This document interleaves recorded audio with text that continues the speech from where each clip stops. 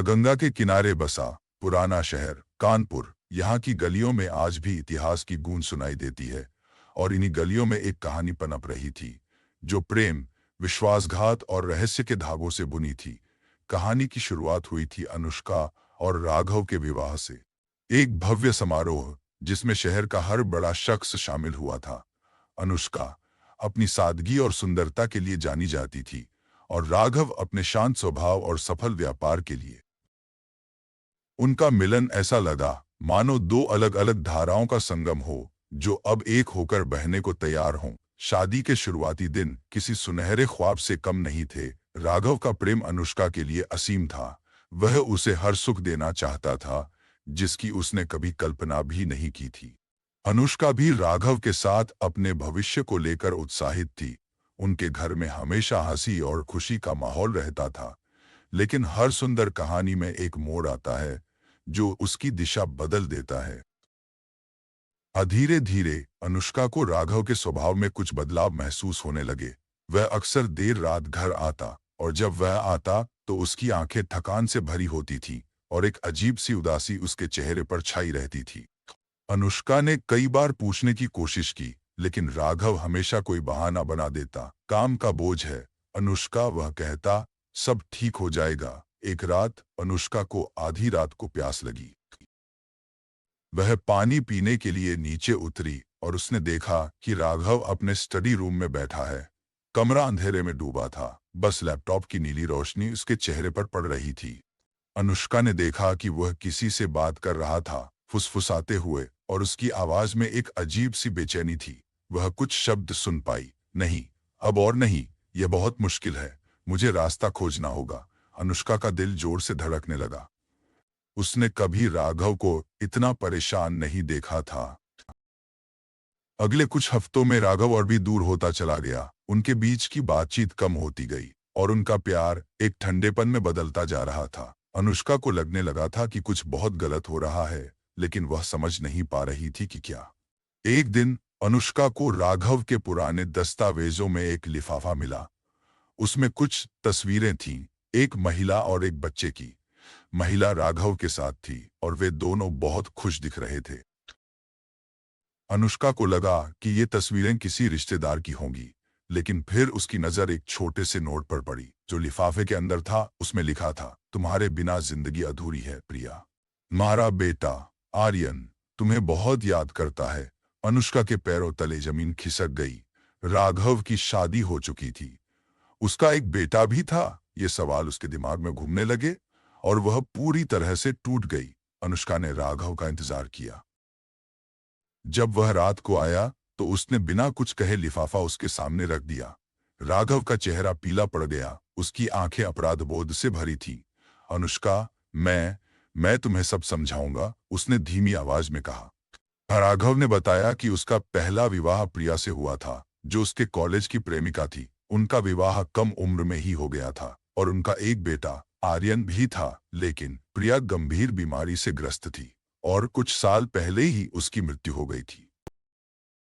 राघव ने बताया कि वह प्रिया के परिवार के दबाव में था, जो नहीं चाहते थे कि वह दोबारा शादी करे, क्योंकि उन्हें लगता था कि इससे आर्यन की जिंदगी पर बुरा असर पड़ेगा।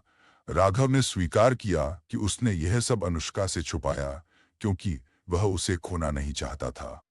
उसने प्रिया की मौत के बाद खुद को अकेला और खोया हुआ महसूस किया था, और अनुष्का ने उसे एक बार फिर जीने की उम्मीद दी थी। अनुष्का स्तब्ध थी, उसके लिए यह सब स्वीकार करना मुश्किल था। उसने राघव से कहा कि वह उसे तलाक देना चाहती है। राघव ने उसे रोकने की बहुत कोशिश की। उसने माफी मांगी और अपने प्यार का वास्ता दिया, लेकिन अनुष्का का विश्वास टूट चुका था। कुछ हफ्तों बाद उनका तलाक हो गया।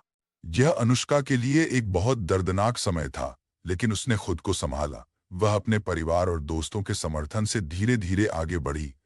उसने अपना ध्यान अपने काम पर लगाया और खुद को मजबूत बनाने की कोशिश की। समय बीतता गया। 2 साल बाद अनुष्का ने खुद को एक नई दुनिया में पाया। उसने अपने जीवन में एक नया अध्याय शुरू करने का फैसला किया। उसकी मुलाकात विक्रम से हुई, जो एक आर्किटेक्ट था। विक्रम शांत, समझदार और बेहद दयालु था। वह अनुष्का के अतीत को जानता था और उसने उसे समझने और सहारा देने की पूरी कोशिश की। उनके बीच एक गहरा रिश्ता पनपने लगा जो विश्वास और सम्मान पर आधारित था। अनुष्का को लगा कि उसने एक बार फिर प्यार पर भरोसा करना सीख लिया है। जब विक्रम के साथ उसे एक सुरक्षित और स्थिर भविष्य दिखाई दिया। एक दिन विक्रम ने अनुष्का को शादी का प्रस्ताव दिया। अनुष्का ने कुछ देर सोचा, अपने अतीत को याद किया और फिर मुस्कुराते हुए हाँ कह दिया। उनकी शादी एक सादे समारोह में हुई जिसमें सिर्फ करीबी दोस्त और परिवार शामिल थे। अनुष्का ने इस बार सादगी को चुना क्योंकि वह जानती थी कि सच्चा सुख दिखावे में नहीं बल्कि रिश्तों की गहराई में होता है। लेकिन किस्मत को कुछ और ही मंजूर था। लेकिन किस्मत को कुछ और ही मंजूर था। अनुष्का और विक्रम के विवाह को अभी कुछ महीने ही हुए थे कि एक शाम अनुष्का को एक अनजाना फोन आया। फोन पर एक महिला की आवाज थी जो बहुत परेशान लग रही थी। मैम, मैं प्रिया की बहन हूं, उसने कहा, और मुझे आपसे कुछ जरूरी बात करनी है। अनुष्का का दिल एक बार फिर सहम गया। प्रिया का नाम सुनकर उसके पुराने घाव ताजा हो गए। वह महिला अनुष्का से मिली और उसने जो बताया वह अनुष्का के होश उड़ा देने वाला था। प्रिया की बहन ने बताया कि प्रिया की मृत्यु नहीं हुई थी, उसे एक दुर्लभ बीमारी थी जिससे वह कोमा में चली गई थी।